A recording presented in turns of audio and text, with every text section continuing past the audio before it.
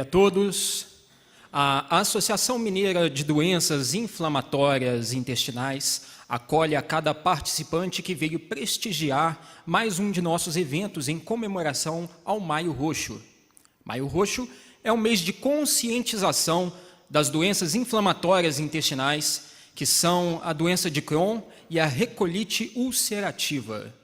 Dia 19 de maio é comemorado o IBD Day, Dia Internacional das Doenças Inflamatórias Intestinais, em conformidade com a Lei Municipal número 13.663.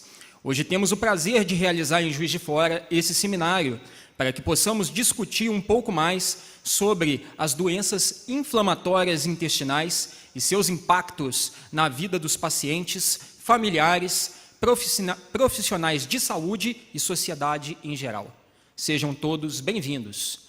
E para começarmos, vamos à primeira palestra sobre a abordagem das doenças inflamatórias intestinais. E nós convidamos a doutora Liliana Andrade Schebli, que é professora da disciplina de gastroenterologia da UFJF, coordenadora do Ambulatório de Doenças Inflamatórias Intestinais do Hospital da UFJF.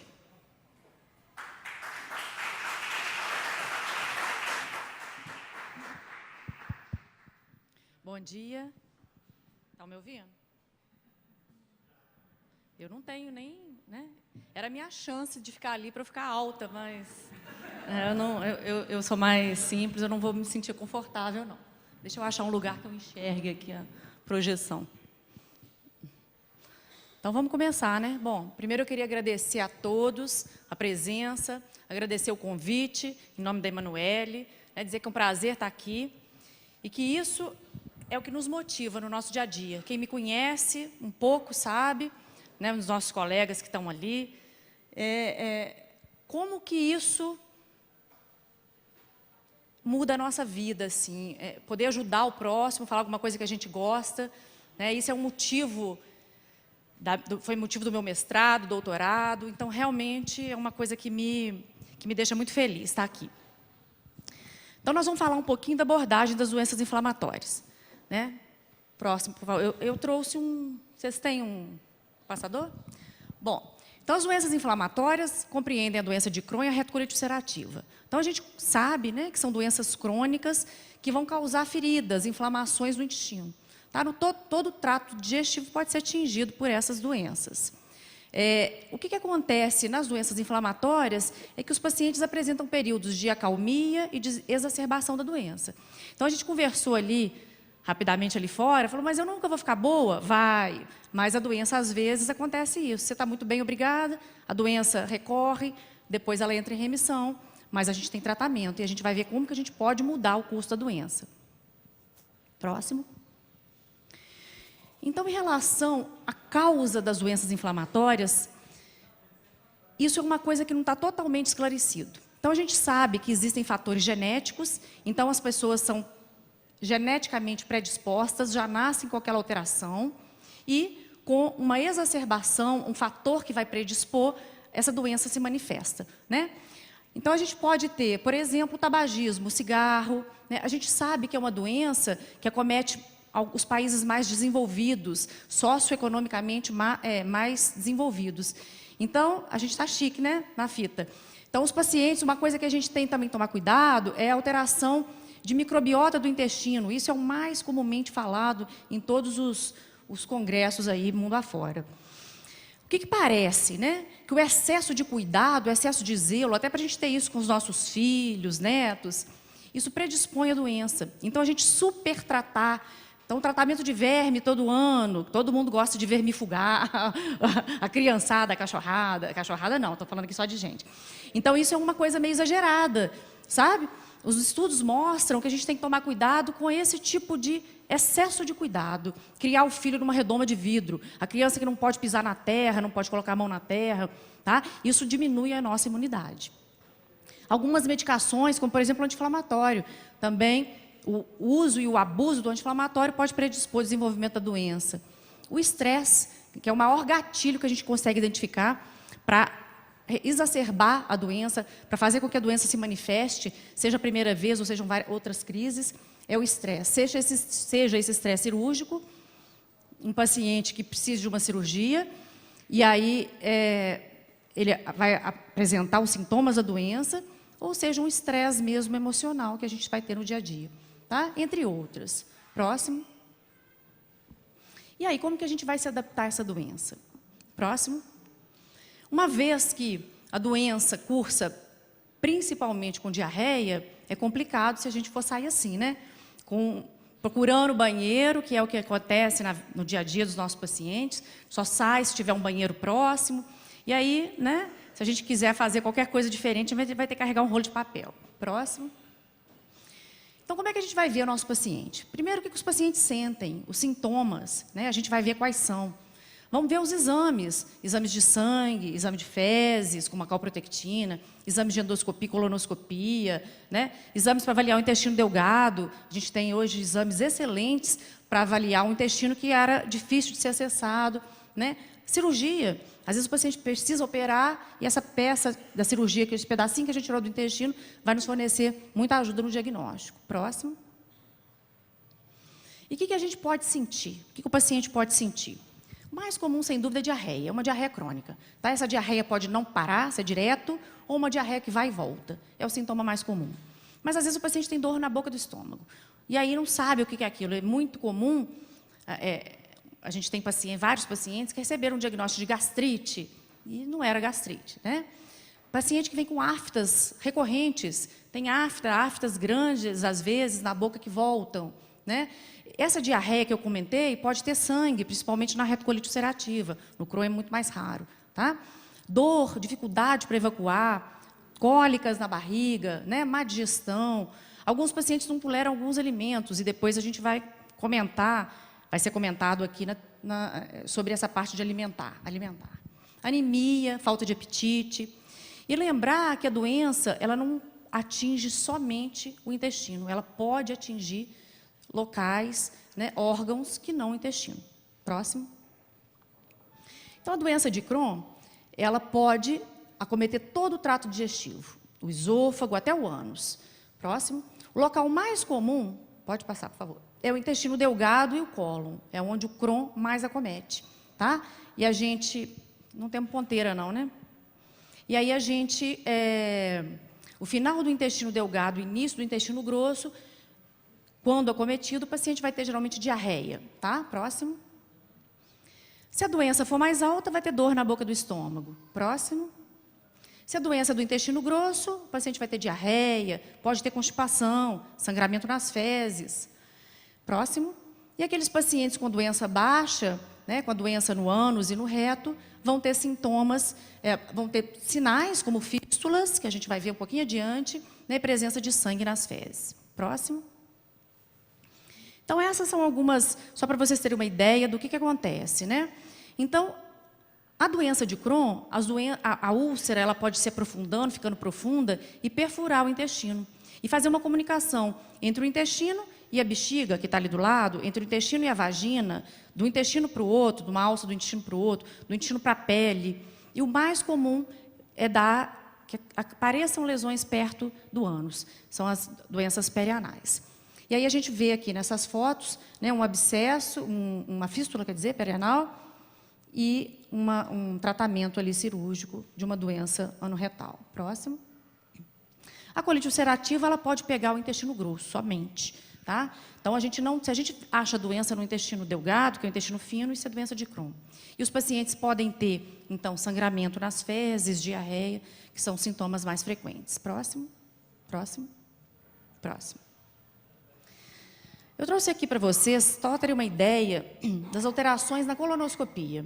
Então, o que acontece, né, em quem tem doença inflamatória? Existem feridas no intestino. Então, aqui à esquerda, a gente vê a retocolite, que dá essa mucosa fica toda doente, e o Crohn, que vão dar úlceras isoladas. Daí a importância da gente tratar e cicatrizar a mucosa. Uma coisa muito importante é que a gente alcance o que a gente chama de cura mucosa. A mucosa tem que sarar, para que a doença não complique. Próximo. Às vezes a gente acredita que um paciente tenha doença de Crohn ou retocolite e a gente faz exames, a colonoscopia, que é o melhor exame. E, às vezes, a gente não consegue identificar, não fecha um diagnóstico. Então, lembrar que o Crohn, ele pode pegar o intestino mais alto, que é o intestino delgado. Então, por exemplo, a enterografia é um excelente exame que nos ajuda a diagnosticar. Aqui, a gente, em branco, ali, vai ver as áreas inflamadas. Próximo. E, como eu disse, né, existem vários órgãos do corpo humano que podem ser atingidos pela doença de Crohn e pela retocolite ulcerativa, como os olhos, a boca, os rins, o fígado, a pele, né, os ossos, as articulações. Então, isso tudo, todas as queixas que ocorrerem têm que ser ditas para a gente avaliar o que pode ser da doença e o que não. Próximo. E será que a gente precisa tratar? Sempre. Né? Existem doenças muito leves que, às vezes, a gente nem, talvez, precisasse tratar. Mas lembrar, né, que a gente tem que tratar esses pacientes de uma forma adequada, com a medicação adequada, para a gente evitar complicações. Existe cura para a doença inflamatória? Até hoje, não. As pesquisas, né, estão avançando, mas até hoje, com esse atual da medicina, não. Próximo. E o objetivo, então, de eu tratar meu paciente? Além de eu controlar os sintomas, com que o paciente não tenha mais diarreia, sangramento, né? Ele controlar, melhorar o estado nutricional, que ele não fique emagrecido, né? Eu quero que o meu paciente tenha qualidade de vida, eu quero que o meu paciente não tenha um efeito colateral ao remédio que ele está utilizando, né? E eu quero que ele não apresente exacerbação da doença, mas o que o médico quer muito é a cura mucosa, é cicatrizar a mucosa para que ele não tenha esses sintomas e a doença não volte. Então, né, claro que todos são nossos objetivos, mas esse é um grande objetivo do tratamento médico. Próximo. E para a gente tratar, temos vários remédios, nós não vamos aqui nos ater a cada um deles, né? A grande maioria é disponibilizada pelo SUS, então vamos procurar um sistema onde tenha médicos capacitados para isso, e esses remédios são disponibilizados para todos. Né? Os remédios mais recentes, né, nem tão recentes mais, os biológicos, que são os remédios mais potentes em mudar esse curso da doença, evitar complicações, né? Então, evitar que um paciente tenha, por exemplo, fístula, estenose, estreitamento do intestino, é melhor alcançado com o uso dos biológicos, infliximab, adalimumab, certolizumab, e hoje em dia os outros, os tequinumab, vedolizumab, golimumab, ainda não são disponíveis no SUS. Próximo.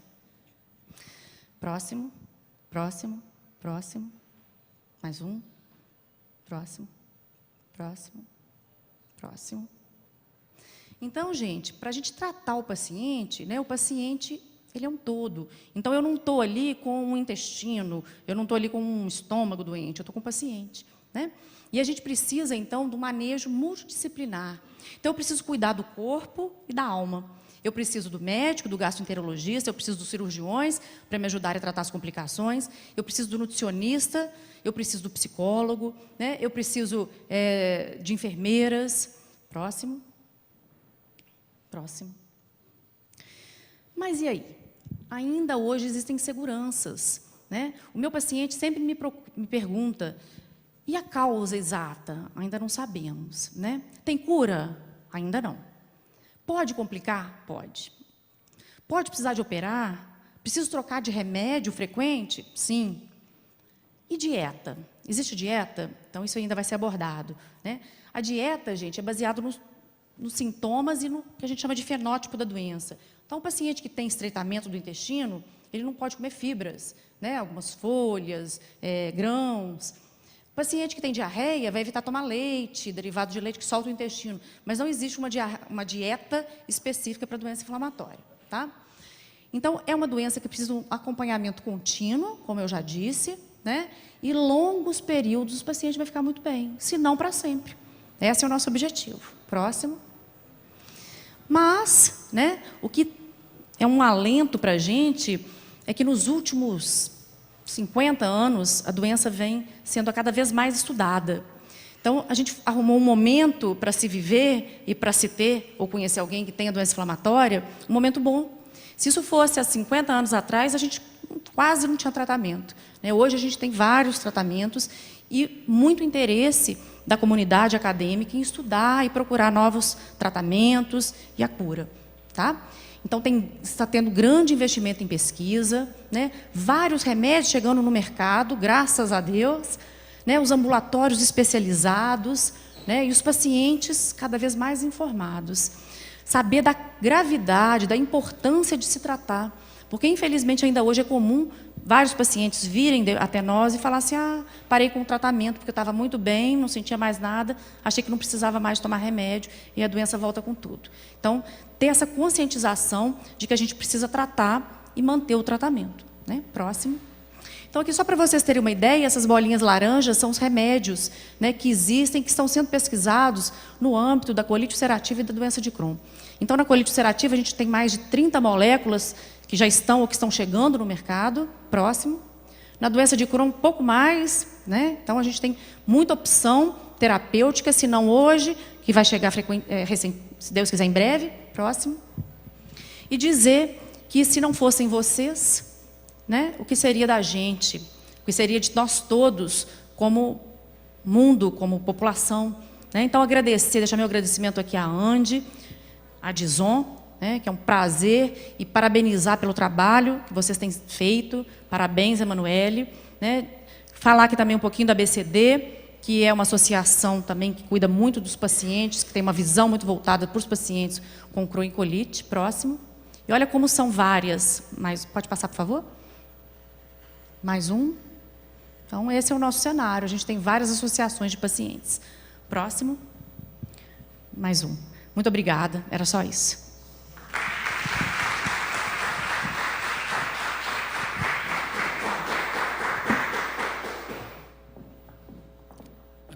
Agradecemos a doutora Liliane Andrade Scheble pela palestra. E, nesse segundo momento, nós teremos a palestra sobre tratamento cirúrgico das doenças inflamatórias intestinais. E nós convidamos para essa palestra o Dr. João Batista de Paula Fraga. Dr. João Batista é graduado em Medicina em 1997 pela UFJF. Ele é membro titular da Sociedade Brasileira de Coloproctologia, membro titular do Colégio Brasileiro de Cirurgiões, membro titular da Sobracil, membro da GEDIB e preceptor da Residência de Cirurgia Geral do Hospital Maternidade Terezinha de Jesus. Para a palestra, convidamos o Dr. João Batista de Paula Fraga.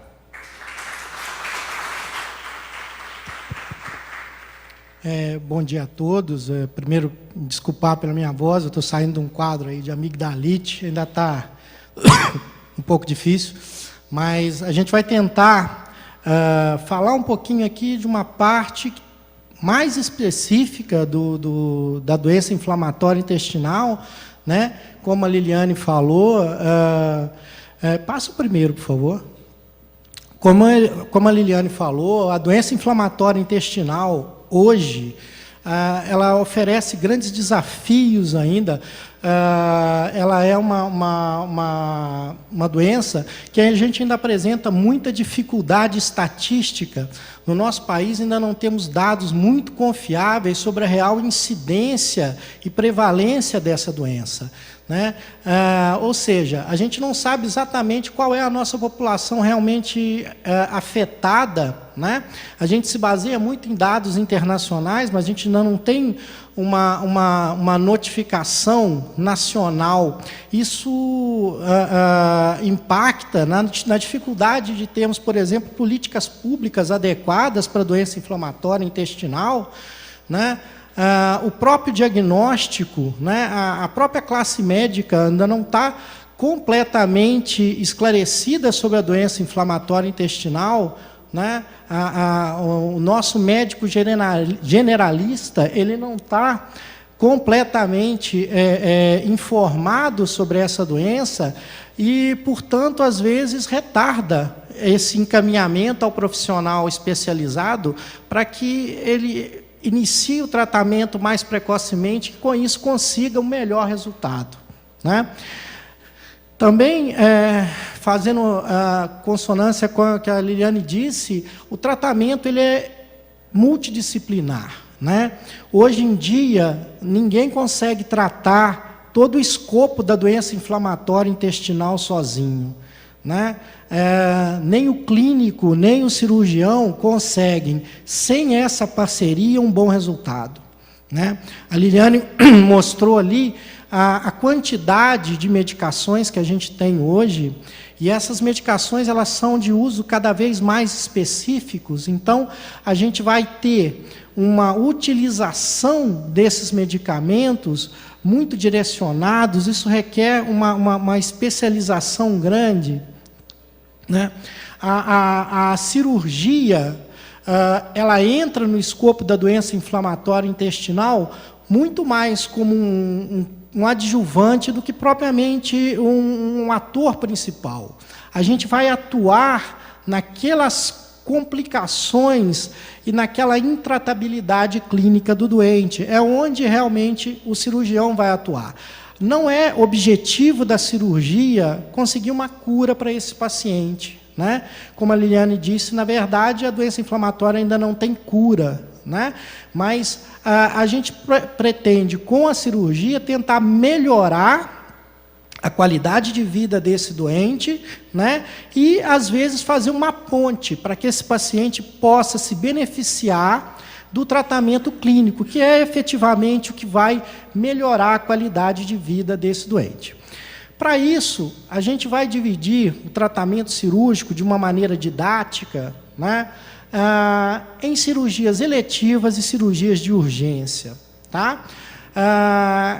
Quando me chamaram para dar essa aula, e aqui agora eu aproveito para agradecer a gentileza do convite, eu fiquei pensando muito como fazer isso para uma plateia de não especialistas. Então, eu vou tentar fazer de uma maneira mais clara possível, né? E depois a gente está à disposição para qualquer dúvida, porque acaba sendo um tema bastante técnico. Então, a gente vai tentar trazer isso para uma coisa mais prática, uma coisa que possa realmente dar aos senhores uma visão de como a cirurgia pode ajudar esses pacientes.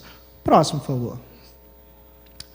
Bom, o tratamento eletivo, né, se assim pode ser chamado, da doença inflamatória intestinal, ele vai ser indicado na intratabilidade clínica, ou seja, quando todo aquele escopo de medicação que poderia ser utilizado para aquele paciente não está trazendo os efeitos necessários ou o controle dos sintomas necessários. Então, nesses casos, a cirurgia às vezes é chamada para tentar melhorar esse sintoma, né?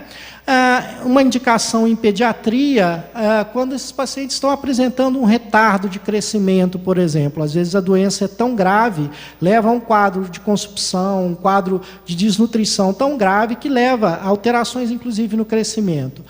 É uma outra indicação de cirurgia na doença inflamatória intestinal. Uma outra situação em que, às vezes, a gente também tem que intervir é na impossibilidade de os exames diferenciarem se aquele paciente tem apenas uma doença inflamatória intestinal ou se ele já tem uma neoplasia associada. Então, nesse caso, também, uma cirurgia eletiva ela pode ser necessária para fazer esse esclarecimento, para fazer essa diferenciação e para tratar esse paciente. Próximo, por favor. Bom, basicamente, os fenótipos que vão levar a que o cirurgião haja de forma eletiva na doença inflamatória intestinal especificamente, seriam a fístula, que é quando há uma comunicação entre um órgão, no caso o aparelho digestivo, e outro. Esse outro órgão pode ser, como a Liliane falou, a bexiga, ele pode ser o útero, ele pode ser uma outra alça de intestino, ele pode ser a pele, né? Ou quando há uma estenose. A estenose é um estreitamento, um fechamento do intestino, né? Essas duas situações podem levar a que o cirurgião tenha que intervir. Uma vez que a gente sabe que, uma vez estabelecida, por exemplo, a estenose, o estreitamento fibrótico, mesmo com medicações de última linha, você não consegue reverter mais esse quadro, né? Daí a importância do que a Liliane falou, de que a gente consiga fazer um tratamento efetivo o mais precoce possível, curar a mucosa o mais precocemente possível para que ela não evolua para esse tipo de complicação. Essas complicações, às vezes, são de difícil tratamento. As estenoses, os estreitamentos do intestino, eles podem acometer vários pequenos segmentos diferentes, ou eles podem acometer uma grande extensão de intestino. E aí a gente tem que fazer uma pequena separação entre o intestino delgado e o intestino grosso. Na verdade, nós não temos grandes problemas em retirar um pedaço maior do intestino grosso. Se consegue uma vida razoavelmente normal com uma retirada parcial, ou às vezes até total, do intestino grosso. Mas o intestino delgado, ele nos é muito caro, ele nos é muito precioso. A gente não consegue sobreviver sem o intestino delgado.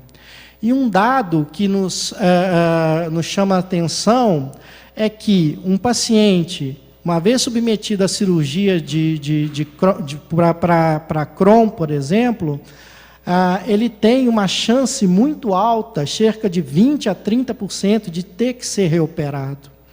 E se ele for reoperado uma segunda vez, ele talvez tenha uma chance ainda maior de ser reoperado. Isso nos faz ter que ter muito cuidado com o intestino delgado.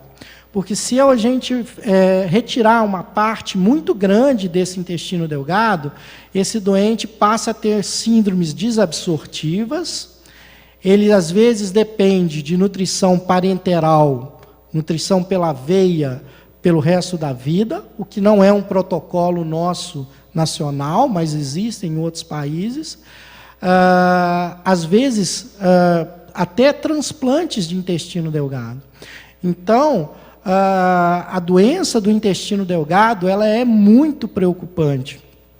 Ela é muito agressiva para o paciente e a gente tem que tentar controlá-la da melhor maneira possível. Próximo. Outro aspecto em que a gente é muito chamado a intervir de uma maneira eletiva nas doenças inflamatórias intestinais são nas manifestações anorreto-perineais, nos abscessos e nas fístulas perianais da doença de Crohn. Aí vocês podem ver um períneo de Crohn. É um paciente que, infelizmente, tem uma doença muito grave de Crohn, né? Ele já teve várias ele já teve várias fístulas, vários abscessos, vários tratamentos cirúrgicos, alguns deles não corretamente efetuados, e isso formou uma deformidade, formou uma alteração anatômica que torna esse ânus praticamente não funcional. O destino desse paciente, muitas das vezes, é uma colostomia definitiva, é a colocação do intestino para fora e a ressecção desse reto, para que ele tenha uma qualidade de vida melhor. Veja bem, a gente não está falando em cura, a gente não está falando em resolver o problema. A cirurgia entraria aí para resolver uma complicação e fazer, muitas vezes, o paciente trocar um tipo de qualidade de vida muito ruim por uma um pouco melhor. Né? Daí, mais uma vez, a importância do tratamento clínico para que se evite esse tipo de situação. Próximo. Ali os senhores podem ver, né, duas fotos ali que mostram o estrago que a doença de Crohn pode fazer no períneo. Né? Hoje em dia, felizmente, a gente tem, com essas novas medicações, a possibilidade de um tratamento mais efetivo para que essas situações extremas não aconteçam. Né? E é mais um exemplo da parceria entre clínicos e cirurgiões. Para que a gente consiga um bom controle medicamentoso da doença nessa região, é necessário que a equipe cirúrgica haja nesses abscessos, nessas coleções, drene essas coleções, coloque aqueles dreninhos, aquelas fitinhas que vocês estão vendo ali, que são os sedenhos, para que novos abscessos não se formem nessa região e para que você tenha uma condição de menos infecção, para que você possa, com segurança, utilizar as medicações, os novos biológicos, né, que são medicações que, apesar de terem um efeito excelente na doença inflamatória intestinal, a gente não pode esquecer que essas medicações fazem é diminuir drasticamente a imunidade do paciente. Então, você não pode utilizar, ou você não deve utilizar essas medicações em vigência de uma infecção. Então, o papel da cirurgia, nesse caso específico da doença perianal, é propiciar um ambiente adequado para que a medicação possa fazer o seu trabalho sem maiores riscos de uma infecção grave. O próximo, por favor. Outro aspecto que envolve o tratamento cirúrgico na doença inflamatória intestinal, aí sim o aspecto da cirurgia de urgência, né? A gente não pode esquecer que, algumas das vezes, a primeira manifestação que esse doente vai ter da doença inflamatória intestinal já é um quadro extremamente grave e um quadro extremamente agudo, chamado de megacólon tóxico, que é uma dilatação muito grande do intestino grosso, né? Essa dilatação muito grande, ela impede que haja uma boa irrigação, uma boa chegada de sangue para o intestino, e se não for feito um controle dessa inflamação, dessa dilatação, o intestino perfura, e isso é uma infecção gravíssima, que muitas vezes pode levar ao óbito, né? Mais uma vez, a parceria clínico-cirúrgica é extremamente importante, né? O megacólon tóxico, né? A primeira linha de tratamento, uma vez diagnosticado, ele deve ser clínico. Você deve internar esse paciente, utilizar antibióticos e outras medicações para tentar desinflamar esse cólon. Juntamente com essa primeira abordagem, né, uma equipe cirúrgica habilitada deve estar de sobreaviso, porque se esse paciente não apresentar resposta nos próximos dias ao tratamento, se esse paciente não apresentar resposta nos próximos dias a esse tratamento, ou se houver sinais de perfuração desse intestino, uma cirurgia de urgência ela deve ser indicada imediatamente para retirada de todo esse cólon doente, né? Lembrando que mesmo com a retirada do cólon, né, todo o cólon doente, você não curou o doente, né? Esse doente, como a doutora Liliane disse, ele tem uma manifestação de uma doença que é genética, que é intrínseca. Você está controlando uma manifestação clínica desse paciente, mas você não está curando esse doente. Muitas vezes esse doente que foi operado na urgência, ele vai ter que fazer uma nova cirurgia depois, para uma retirada do reto, ou para uma reconstrução do trânsito intestinal. Então, mais uma vez, a parceria clínico-cirúrgica é muito importante. Uma outra situação também relativamente comum em que a cirurgia tem que atuar nesses pacientes é quando nós temos ali a formação de abscessos, né? Ali em vermelho vocês podem ver duas coleções, né? A doença de Crohn, principalmente, né, por ser uma doença transmural, que acomete toda a parede do intestino, ela pode perfurar. E essa perfuração ficar bloqueada, ficar contida em um determinado local. Algumas vezes nós conseguimos controlar isso com radiologia intervencionista, através da tomografia, localizar o ponto exato e fazer a aspiração, a retirada desse pus, né? Mas, em outras situações, isso não é possível, por condições anatômicas, por condições da própria da própria estrutura do local onde você está trabalhando, e nessas situações, aí sim a cirurgia vai entrar, vai tentar drenar esses abscessos, resolver essas coleções e, quando possível, tratar aquela situação, aquela perfuração que levou a essa formação de abscesso, né? Do mesmo modo, as fístulas, que a gente disse anteriormente. Se essa fístula provocar, como, por exemplo, nós tivemos na semana passada, lá na maternidade, um quadro infeccioso, que a gente não esteja controlando essa manifestação, aí sim a gente vai entrar, como fizemos, e retiramos não só a região da fístula, como também parte da bexiga, e reconstruímos o trânsito. Mas isso é uma situação extrema, que a gente tenta ao máximo evitar, né? A cirurgia não é o fim, não é o melhor meio de tratamento da doença inflamatória intestinal. A gente tem que tentar incansavelmente que esse doente melhore clinicamente. Próximo, por favor. Então, basicamente, era isso que eu queria deixar de mensagem para vocês.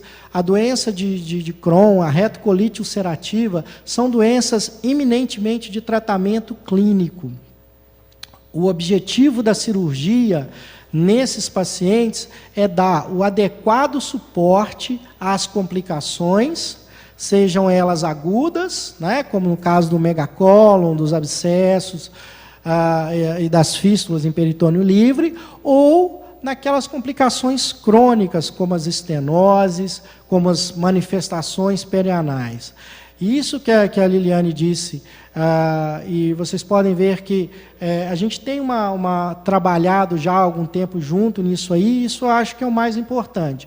A cirurgia e a clínica trabalhando juntos para que a gente consiga dar uma melhor qualidade de vida, um melhor tratamento possível para esses pacientes, né? Movimentos como esses aqui são muito importantes. É importante que a população geral entenda que existe essa doença, que ela tem tratamento, que sejam quebrados tabus em relação a essa doença,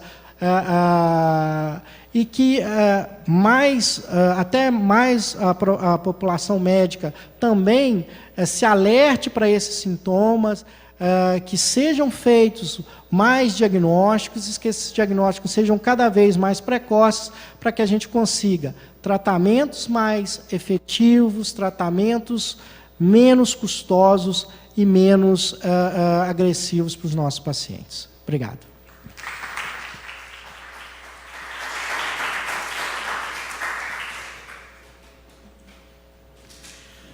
Agradecemos ao Dr. João Batista de Paula Fraga pela palestra e convidamos agora para o terceiro momento do nosso seminário a nutricionista Isabela Dario Macedo. Ela é graduada em nutrição pela Universidade Presidente Antônio Carlos, a Unipac de Juiz de Fora, pós-graduada em nutrição funcional pela Universidade Cruzeiro do Sul, em Belo Horizonte, pós-graduada em nutrição clínica pela Faculdade de Medicina de Petrópolis, nutricionista voluntária do Hospital Asconcer e nutricionista do Hospital Universitário de Juiz de Fora, Unidade Dom Bosco. Ela vai falar sobre os benefícios da alimentação saudável nas doenças inflamatórias intestinais. Convidamos a nutricionista Isabela Dario Macedo para a sua palestra.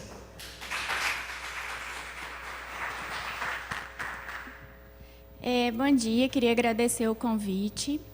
E eu vou trazer aqui para vocês um pouquinho dos benefícios da alimentação, mas na parte de terapia oral. Pode passar? Então, as doenças intestinais, elas se referem mais às doenças autoimunes e elas acometem principalmente o trato gastrointestinal. Pode passar? Como é o caso da doença de Crohn e a retocolite ulcerativa. Pode passar? As causas podem ser genética, meio ambiente, a microbiota ou um agente entérico infeccioso. Pode passar. A doença de Crohn tem como sintoma principal a diarreia, a dor abdominal, a perda de peso e o atraso no desenvolvimento das crianças. Pode passar. E na retocolite, os sintomas podem ser a diarreia muito intensa, de moderada a severa, e na maioria das vezes acompanhada de sangue vivo ou separado junto das fezes. Pode passar. Então, os riscos vêm a desidratação, como no caso da anemia, baixa concentração dos minerais como sódio, potássio, zinco e o magnésio, dentre outros minerais também. Pode passar. Então, o objetivo da terapia nutricional é o quê? Observar os sinais e sintomas que esse paciente traz para a gente e fazer todo o planejamento alimentar, desde o momento que ele acorda até o momento que ele dorme. Pode passar. Então, o ideal é fazer uma dieta com baixo teor de fibras insolúveis para fazer o repouso desse intestino. Dietas com alto conteúdo de açúcar, de gordura, de origem animal, elas podem ser um fator de risco, então, em determinados momentos, a gente tem que fazer a exclusão ou redução desses alimentos. Pode passar. Então, é importante a gente prevenir essa desnutrição, as deficiências das vitaminas e dos minerais e introduzir principalmente os alimentos anti-inflamatórios. Pode passar. Então, o objetivo é diminuir justamente essa atividade inflamatória para que não venha a ter uma nova remissão. Então, por isso que é importante tanto o tratamento nutricional quanto o tratamento medicamentoso. E restabelecer principalmente a flora intestinal nessa pessoa que já está comprometido. Pode passar. É sempre importante, eu sempre pergunto isso para todos os meus pacientes, se eles avaliam como está a evacuação, se eles observam a consistência, e eu sempre mostro essa tabelinha para que seja de referência para ele me localizar como que é o formato das fezes. É um pouquinho, estranho, mas é importante isso para a gente identificar. Igual no caso do tipo 1. Aqui eu já consigo identificar que já tem uma constipação grave, que já é um fluxo mais lento, pode ser uma baixa hidratação também, e pode já ser um indicativo aí de uma alergia à caseína, que é a proteína do leite. Igual o tipo 2, já é uma baixa hidratação, aí a gente já tem que fazer um aumento do consumo de fibras. Igual o tipo 3 e o tipo 4, pode passar, é o ideal, mas o ideal mesmo é o tipo 4. O tipo 3, a gente ainda precisa consumir um pouquinho mais de água. No caso do tipo 5, aqui a gente já vê que já tem um aceleramento do fluxo, já começa a ter prejuízo na absorção das vitaminas e dos minerais. Pode passar. Igual no tipo 6, aqui a gente já tem um fluxo mais rápido desse intestino, um baixo consumo de fibras. Então, aqui a gente tem que estar avaliando aí a possível inflamação, a alergia, então isso tudo tem que estar sendo observado. E no tipo 7, aqui já tem uma infecção, uma inflamação, uma alergia alimentar, e já tem as deficiências nutricionais que a gente já tem que começar a observar, e a desidratação também. Pode passar. Então, é importante a gente estar avaliando essa microbiota intestinal, fazer toda a reestruturação dela, porque a gente tem tanto bactérias boas quanto bactérias ruins. Então, no decorrer aí, principalmente no intestino grosso, a gente vai ter mais a bactéria probiótica. Então, é importante que a gente aumente a colonização dela para que a gente tenha mais benefícios. Só que observar, porque também tem a presença das bactérias patogênicas. E essa colonização é feita desde a nossa infância, desde quando a gente nasce até no decorrer da nossa vida. Por isso que a alimentação anti-inflamatória, um mínimo de alimentos industrializados, é importante para essa colonização. Pode passar.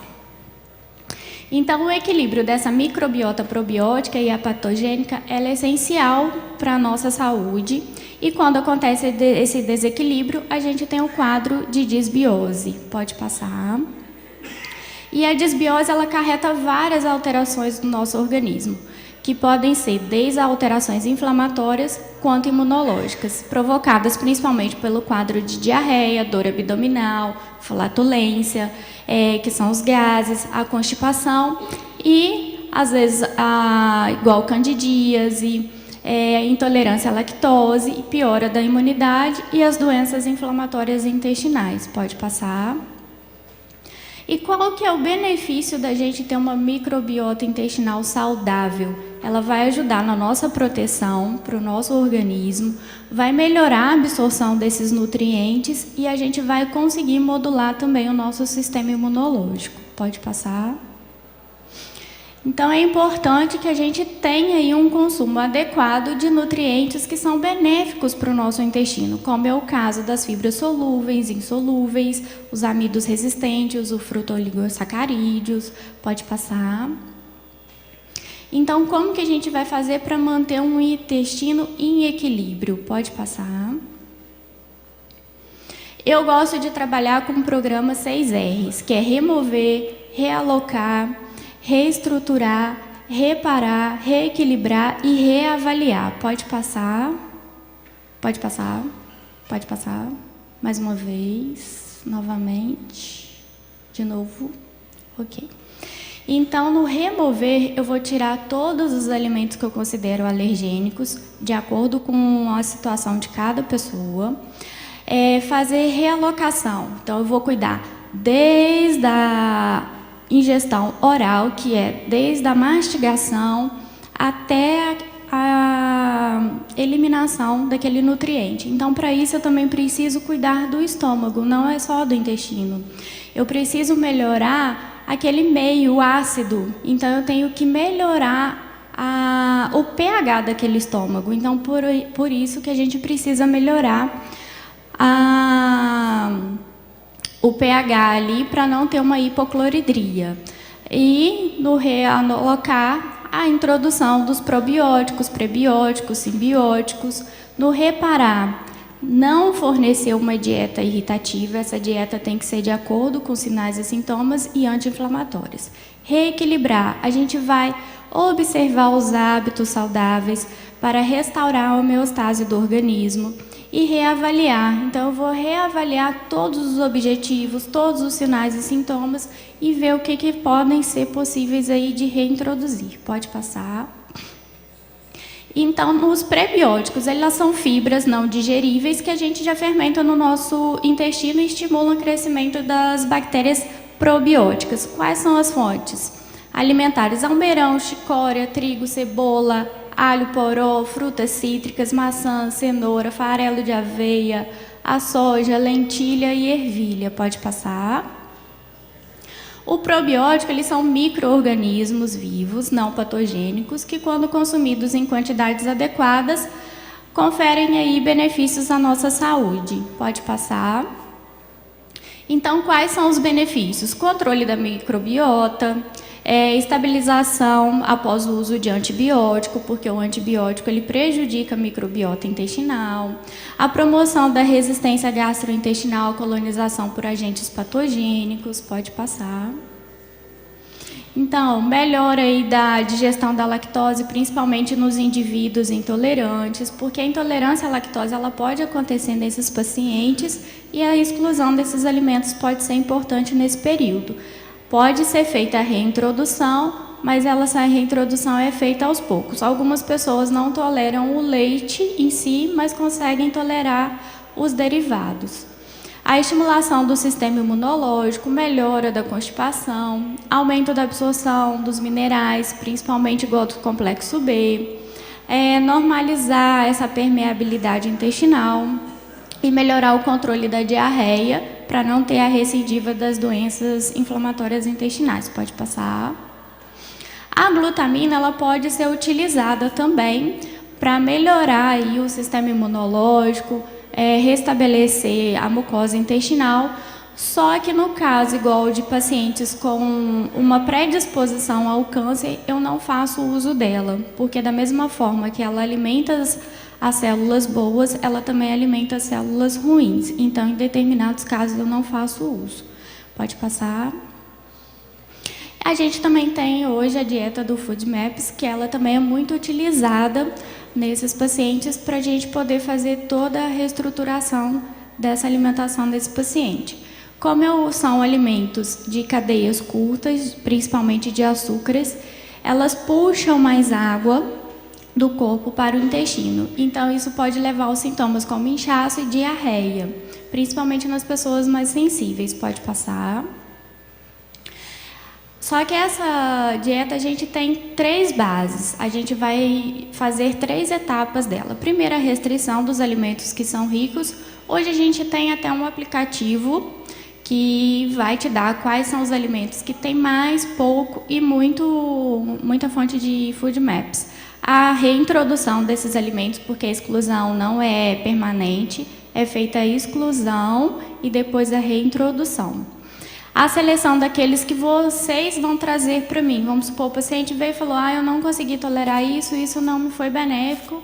Então, a gente faz a exclusão e vai vendo quais são os outros que ele teve uma boa aceitação e vai mantendo aí no planejamento alimentar. Pode passar. Como ela é uma dieta muito restritiva, talvez a adesão não seja tão boa, mas ela é feita por pouco tempo. Pode ser feita 6 semanas, até no máximo umas 12 semanas aí. Isso vai ser feita uma avaliação. Só que a gente tem que estar sempre observando, porque pode haver perdas de peso, e a pessoa já tem uma predisposição pelo próprio quadro em si, então tem que estar sempre em monitoração. Observar para que não ocorra uma nova exacerbação da sintomatologia após a reintrodução dos alimentos. Pode passar. Então, de uma maneira geral, o que as pessoas têm que estar preferindo? De preferência, quando possível, os alimentos orgânicos, os legumes cozidos. Pode fazer a substituição do leite de vaca nesse período, para quem principalmente gosta muito, pelas bebidas vegetais, só que é importante estar associando uma fonte de fibra, uma gordura boa, para também estar equilibrando. Isso tudo vai ser feito dentro de um planejamento alimentar, de acordo com a necessidade energética de cada um. O chá de camomila, de erva doce, erva cidreira, isso também ajuda a melhorar o pH do estômago também, para melhorar a absorção dos nutrientes. Pode passar. Alguns sucos também podem ser introduzidos, mas eles devem ser coados e não fazer uso do açúcar nem do adoçante. Dá preferência sempre aos temperos naturais, como alho, cebola, orégano, cheiro verde, manjericão, aí fica a critério de cada um.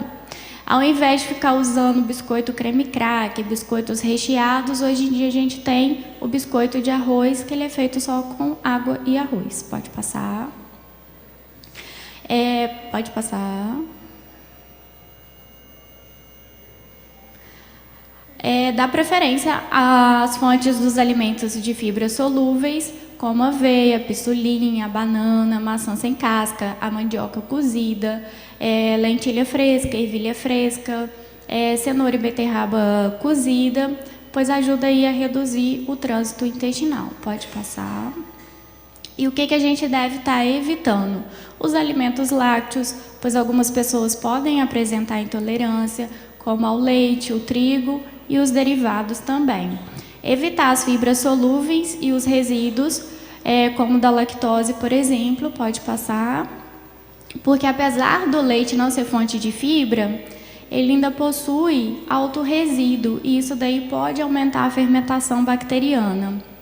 A quantidade de lactose ela presente ali na bordinha da escova do intestino, ela vai acabar diminuindo a lesão celular e provocando a diarreia. Por isso que a gente faz a exclusão. Pode passar. A intolerância à lactose ela ocorre principalmente na doença de Crohn. Então, a gente também deve estar evitando os alimentos picantes, os produtos industrializados, como macarrão instantâneo, os temperos prontos, biscoitos recheados. Pode passar. Os fast foods, como hambúrguer, pizza, cachorro-quente, sempre tomar cuidado onde que come. Bebida alcoólica, bebida gasosa, refrigerante. E alguns alimentos também que contribuem para a formação de gases, como brócolis, couve-flor, couve, repolho, cebola crua, batata doce, feijão, melão, melancia, abacate e outros alimentos também. Pode passar.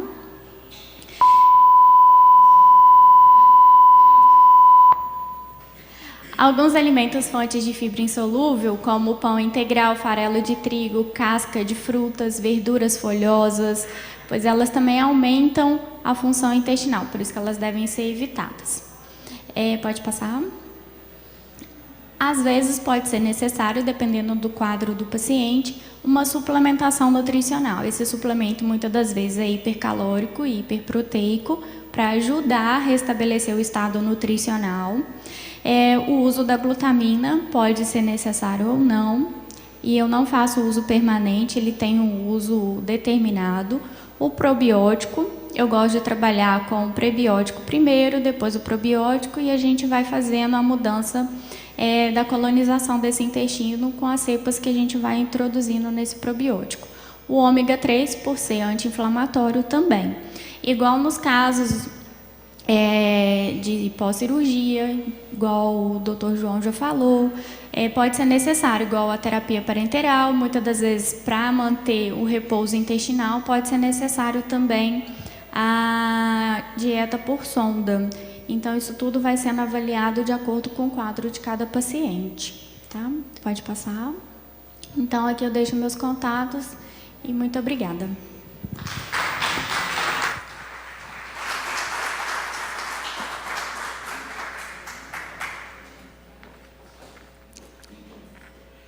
Agradecemos a nutricionista Isabela Dario Macedo pela palestra. Nesse momento, o quarto momento do nosso seminário, nós vamos discutir o diagnóstico de uma doença crônica pela psicóloga Luciete Vieira de Paula Rodrigues. Ela é especialista em psico-oncologia pela Faculdade de Ciências Médicas de Minas Gerais e atualmente atua na área clínica e saúde mental. Possui experiência na área hospitalar e social. Para a palestra do diagnóstico de uma doença crônica, nós convidamos a psicóloga Luciete Vieira de Paula Rodrigues.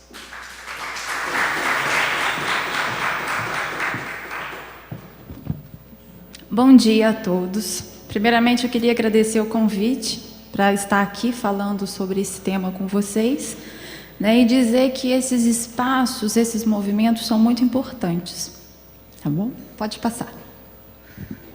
Bom, gente, o que é uma doença crônica? Geralmente, quando a gente escuta falar de uma doença crônica, ela vem da ordem do permanente, algo que é a longo prazo, né, e que necessita de um tratamento, né, e isso caracteriza a doença crônica. Por isso que, inicialmente, há um impacto quando recebemos esse tipo de diagnóstico de uma doença crônica. Pode passar. Então, quando a gente procura um médico, né, inicialmente, é quando algo saiu do seu funcionamento normal, né? Quando as crises começaram, quando não está dando para levar, e aí a gente vai e procura o médico. Geralmente esse momento é um momento de crise. Então, quando vem esse momento de crise, a gente vai ao médico e a gente recebe o diagnóstico de uma doença crônica, ou de algo que tem que tratar, que a gente não sabe muito bem o que é, a gente sofre algumas dores.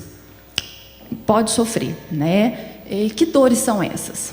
A dor da perda da saúde, a dor de saber que se está, né? Eu substituiria esse estar ali que o autor colocou por ter algo, né? Ter uma doença, ter algo que eu preciso tratar, que eu preciso controlar, né? E a dor da perda da condição de sujeito sadio, que tem muito a ver com a subjetividade, como cada um enxerga isso.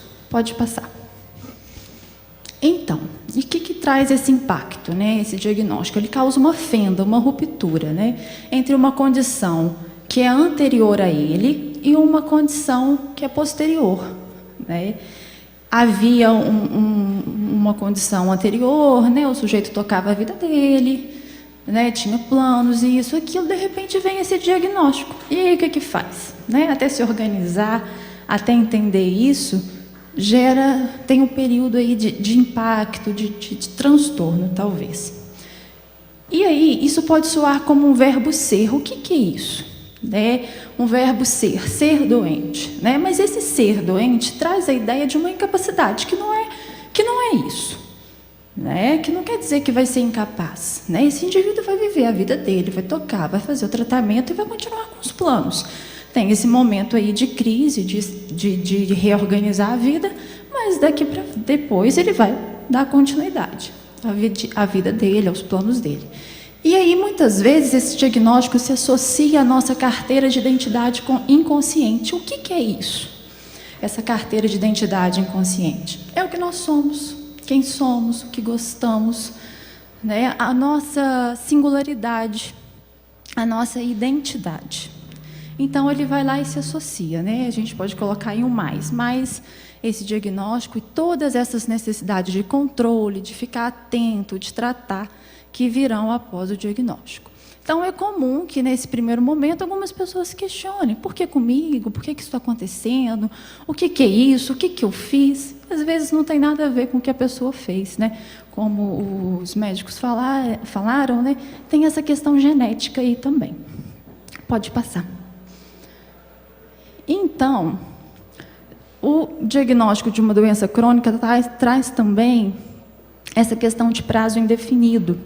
Como já foi dito, né, há esse momento que tem que controlar, que tem que tratar, mas depois de controlado, né, é tocar, é ir daí para frente, né? Então, essa questão de longo prazo, às vezes, assusta um pouco. E aí, muitas vezes, esse medo do sofrimento que é criado no imaginário das pessoas pode crescer ao ponto de distorcer a realidade, de não ver a realidade como ela é, né?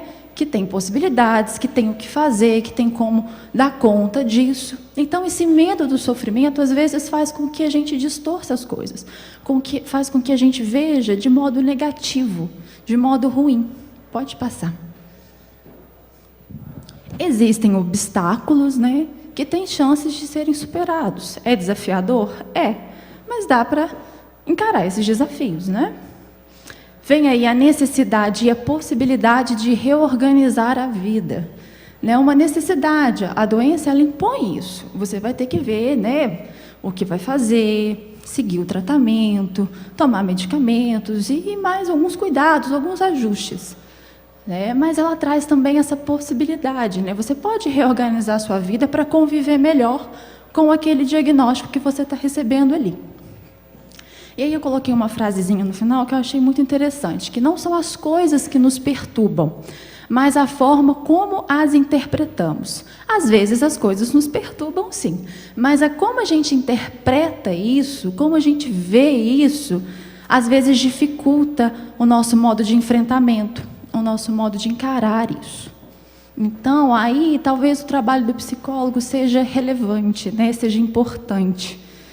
Nesse momento que a pessoa, às vezes, está com dificuldades de assimilar aquilo, de elaborar, né, de seguir o tratamento de uma forma que não se comprometa. Né? Pode passar. Então, aí uma nova realidade. Né? Então, essa doença impõe ao sujeito uma nova realidade que exige cuidados, mudanças de rotinas e de hábitos. E muitas vezes esse paciente, né, esse sujeito, essa pessoa, ele vai ser convidado a se olhar de uma outra forma. Né? E até ele elaborar isso, ele entender isso, leva um tempinho. Né? Pode passar. Então, há um sujeito que recebe o diagnóstico de uma doença crônica, e esse sujeito, essa pessoa, ela precisa se posicionar diante disso.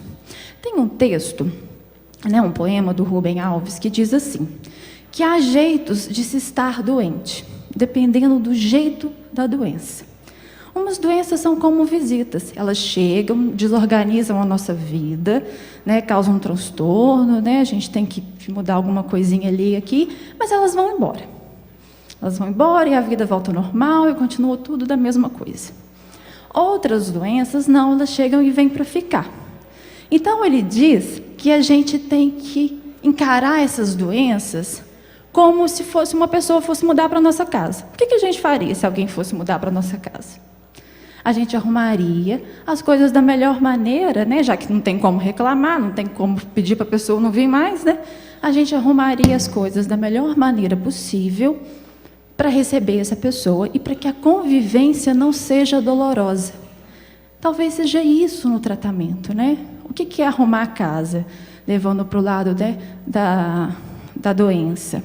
É organizar isso, organizar o nosso corpo, a nossa saúde, ver o que a gente pode organizar aí, fazer o tratamento, tirar as dúvidas, procurar apoio, para que a convivência não seja dolorosa. Pode passar. Então, o que pode ajudar? Seguir o tratamento corretamente, manter uma boa relação com o seu médico, né? Tirar dúvidas, dizer o que sente, conversar mesmo, né? Se sentir à vontade. manter os cuidados gerais com a saúde, desenvolver planejamentos e estratégias para lidar com possíveis adversidades, participar de grupos de apoio, de suporte, né? Não se isolar, que é super importante, e tentar manter uma atitude positiva aí. Pode passar.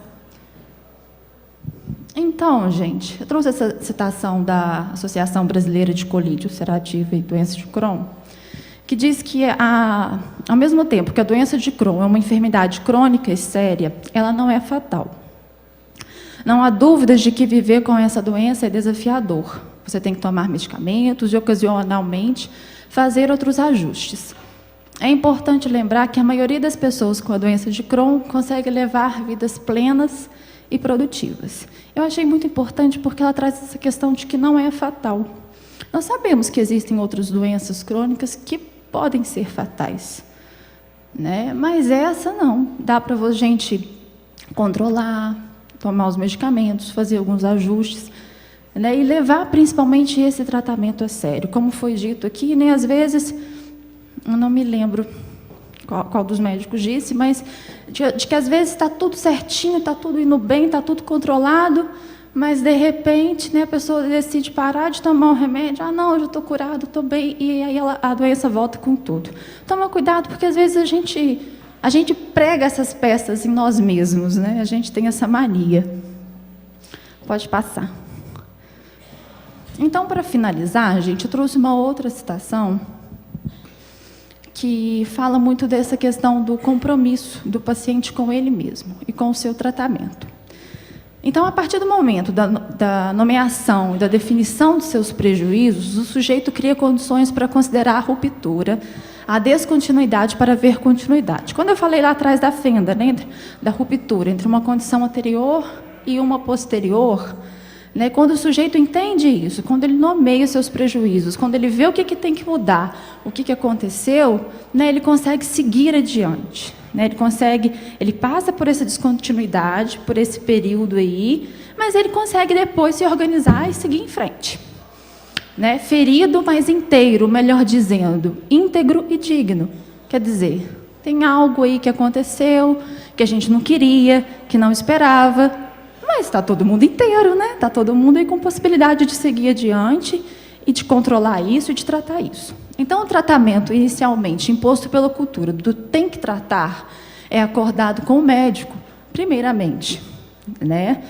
Porque tem que tratar mesmo, né? Na condição de renovação da cultura do desejo de quem? Do desejo do paciente, né? Que inclui a nova ação sobre o tratamento, é traduzida em quero tratar. Quando vocês decidem que querem tratar. É um compromisso do paciente consigo mesmo e um posicionamento ativo desse paciente. Ativo no sentido de que vocês também são agentes da própria saúde, agentes do tratamento de vocês. Né? E quando começa a se entender isso e a se fazer isso, as coisas, acredito, fiquem mais fáceis de lidar, né? de tocar adiante e de viverem a vida de vocês de uma forma plena. Tá bom, gente? Era isso que eu queria trazer para vocês. Agradeço novamente por estar aqui. Obrigada.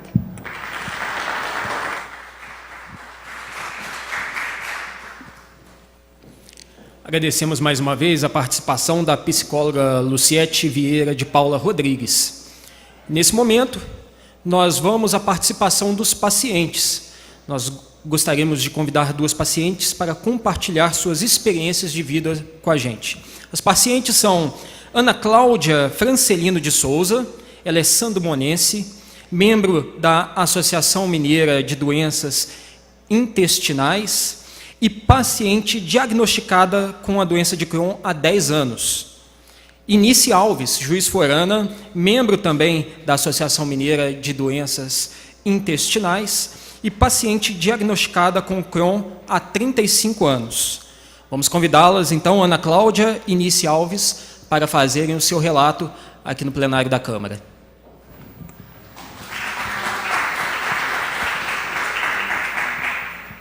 Bom dia, meu nome é Ana Cláudia, tenho 45 anos e descobri a doença tem 10 anos. Como o doutor João mesmo falou, infelizmente eu descobri da pior forma possível.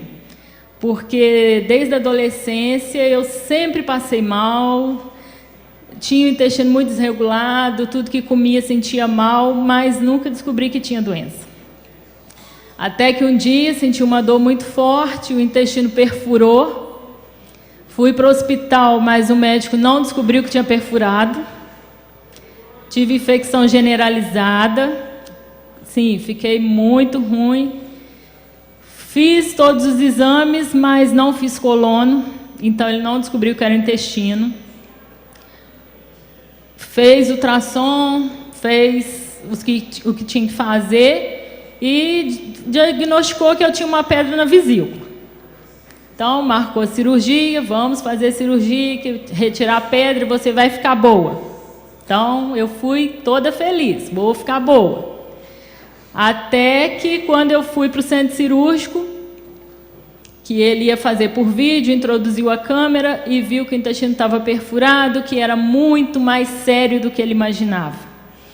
E aí ele teve que fazer uma cirurgia de urgência, às pressas, fez o que deu para fazer no momento, e eu fui para o CTI, fiquei entre a vida e a morte. Passou uma semana, a minha barriga abriu toda, os pontos desfizeram. Voltei para o centro cirúrgico, fiz uma nova cirurgia. E, assim, inocente, né? Porque eu não imaginava que eu corria risco de vida, eu não imaginava que era muito grave. Depois que eu fiz a primeira cirurgia, o médico veio conversar comigo e falou: olha, o seu caso é mais grave do que a gente imaginava. A gente pensou que era uma simples pedra na vesícula e descobrimos na cirurgia que você tem uma doença no intestino que chama doença de Crohn, e é uma doença que não tem cura, é para o resto da vida, você vai ter que fazer tratamento. Eu, no momento, nem me preocupei. A única coisa que eu falei para ele: doutor, agora meu intestino vai funcionar bem? Ele: vai. Pode ter certeza que todo dia você vai no banheiro, umas 3 vezes ao dia. Falei: então tá bom, porque eu sofria tanto com isso. Falei: não, tá bom então, já que eu vou ficar bem assim, tá bom. Então, graças a Deus, eu nunca tive problema em descobrir a doença, porque através disso a minha vida melhorou muito, porque antes eu não tinha qualidade de vida e hoje eu tenho. A doutora vai ficar brava, não faço dieta, como tudo e não sinto mal, porque antes eu não podia comer nada, eu tinha muita restrição. Então, como hoje eu posso, eu como mesmo. Tanto é que antes eu não ganhava peso, hoje eu tenho que controlar para não ganhar peso. Mas, graças a Deus, eu encarei muito bem, faço tratamento com a doutora Liliane desde que descobri, né? E nunca tive problema em tomar as medicações, nunca parei, mesmo estando bem, nunca parei. Aí, depois, né, que fez a cirurgia, tá bem? Apareceu várias fístulas na cicatriz da cirurgia. Aí foi um desafio, né? Porque quem já teve fístula sabe que não é fácil. É doloroso, tem dia que você está bem, tem dia que seu corpo dói muito, tem dia que parece que você está com febre, te dá muito calafrio.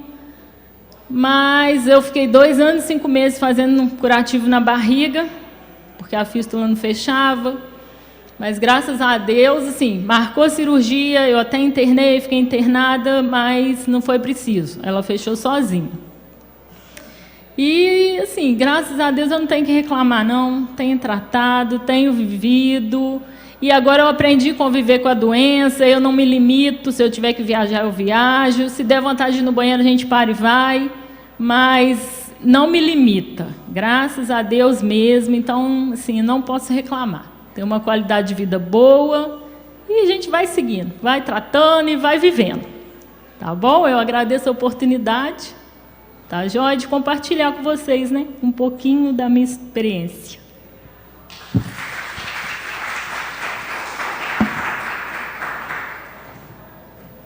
Chamamos nesse momento Nice Alves, juiz forana, membro da Associação Mineira de Doenças Intestinais e paciente diagnosticada com Crohn há 35 anos.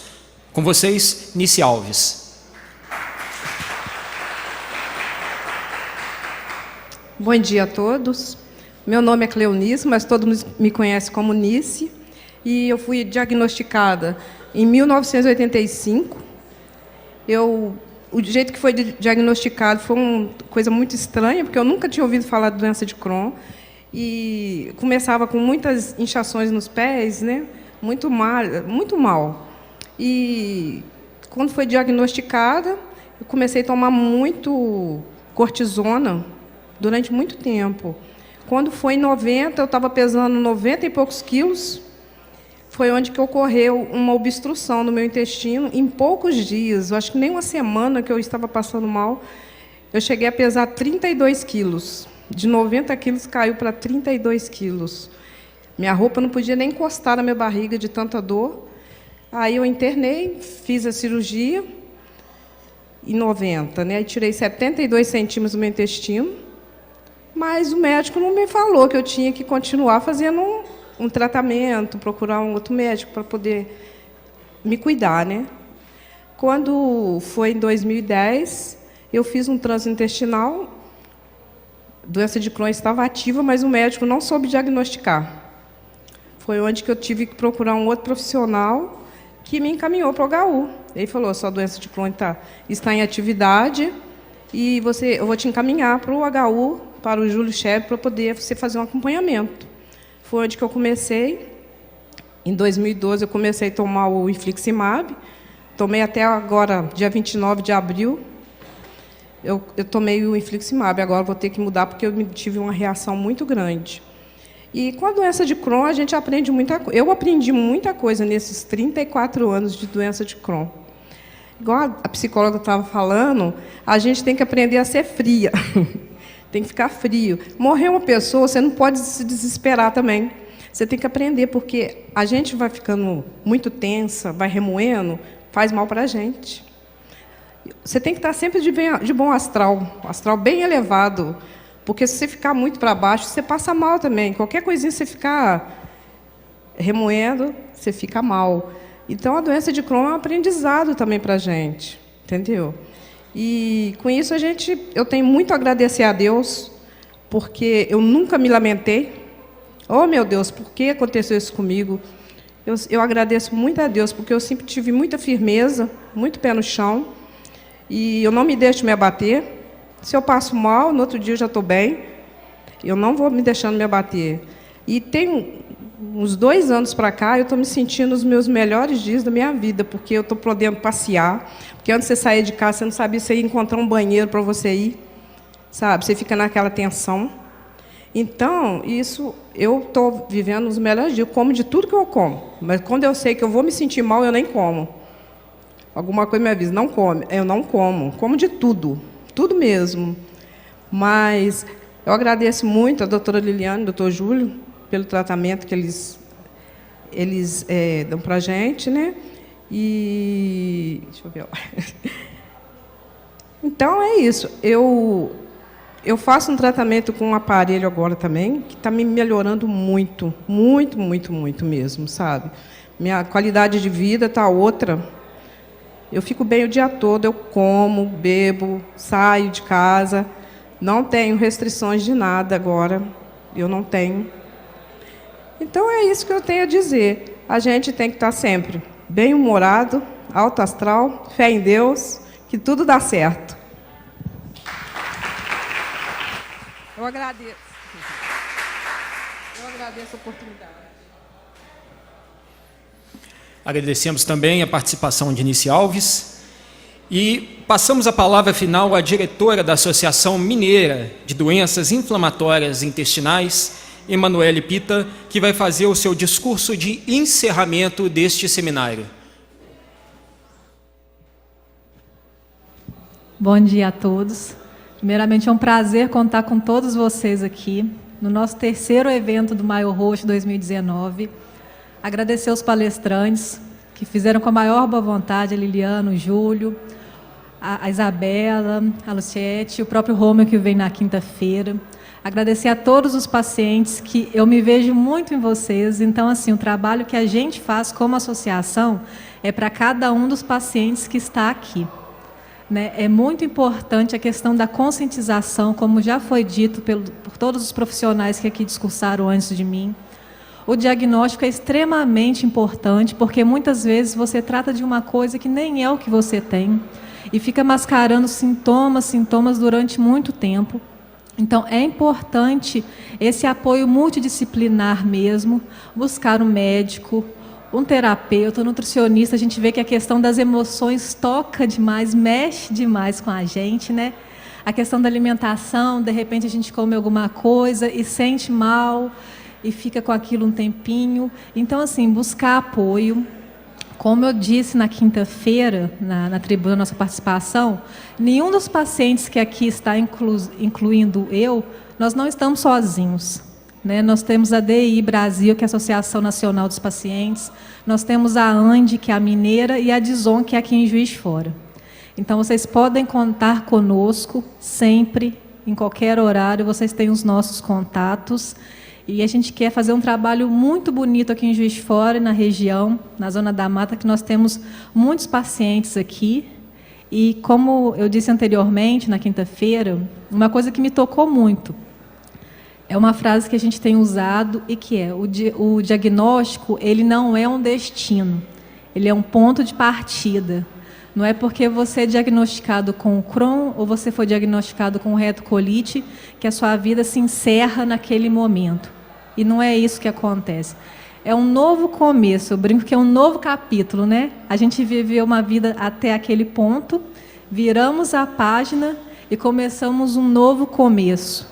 A gente sabe que passa por altos e baixos, nós sentimos dores, não é simplesmente um discurso, a gente sabe o que realmente acontece, mas a gente sabe que tem tratamento, às vezes um pouco mais difícil de conseguir por N motivos, mas se a gente se esforçar, se nós nos unirmos, a gente consegue ter uma qualidade de vida muito boa, trazendo qualidade de vida não só para o paciente, mas para os familiares, que às vezes é difícil conviver com a gente, né? Vai viajar, tem que ficar parando toda hora, ou então, eu não estou animada, hoje eu estou muito cansada, eu sinto isso, eu sinto aquilo. E para eles também é muito difícil, porque é uma descoberta tanto para o paciente, quanto para a família também, para os amigos, até para os médicos, que muitas vezes, principalmente em cidades pequenas, não têm contato com tanta informação, com tanta tecnologia, como, graças a Deus, a gente tem um centro de referência, que é o HU, aqui representado pela doutora Liliana, pelo Júlio Scheber também, e muitos desses municípios não têm nem acesso, as pessoas não sabem o que é, né? Então, é muito importante a conscientização, a informação, e é trabalho de formiguinha. Eu sei um pouco, eu fui diagnosticada. Será que o meu vizinho não tem? Será que eu conheço alguém para trazer para perto da gente também? Porque, igual no meu caso, eu vim de Santos Dumont, como a Ana Cláudia, minha conterrânea aqui, e lá na época eram poucos pacientes. Eu conhecia um paciente, só que é o Luiz André. Então, a gente fica meio perdido, porque não sabe onde recorrer, não sabe a quem contar. Você pergunta para alguém, para uma pessoa, para mim, ninguém sabe o que é a doença. Isso foi há 12 anos, quando eu fui diagnosticada. Então, hoje a gente está vendo que isso está mudando. São esses eventos, como o que a gente está fazendo aqui hoje, que são de suma importância para trazer informação para os pacientes, para a sociedade geral, para todo mundo entender o que está acontecendo, o que pode ser, o que não, para nós trabalharmos com realmente uma rede multidisciplinar. E, mais uma vez, o diagnóstico, ele não é um destino, ele é um ponto de partida. Eu agradeço a todos que estão aqui e convido também para a nossa caminhada, que será no próximo domingo, dia 26, na UFJF. Lá também terá distribuição de brindes, panfletos, vai ser um evento bem legal. E o ano que vem a gente está junto aqui de novo, né? E como diz um slogan da ANDE, juntos somos mais fortes. Muito obrigada.